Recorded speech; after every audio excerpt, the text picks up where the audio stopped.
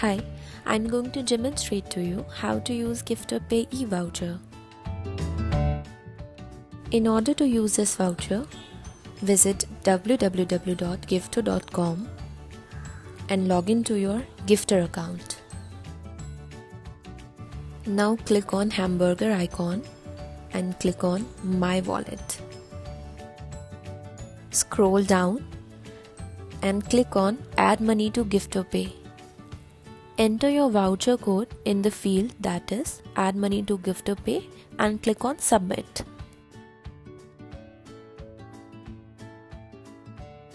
Click on Add Money to Wallet. The amount will get added to your wallet successfully.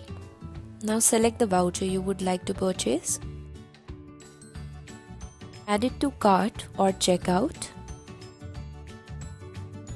Select GyFTR Pay option. Click on Apply GyFTR Pay Balance and make the payment. And the voucher will be sent to your registered contact details. Thanks for shopping with GyFTR.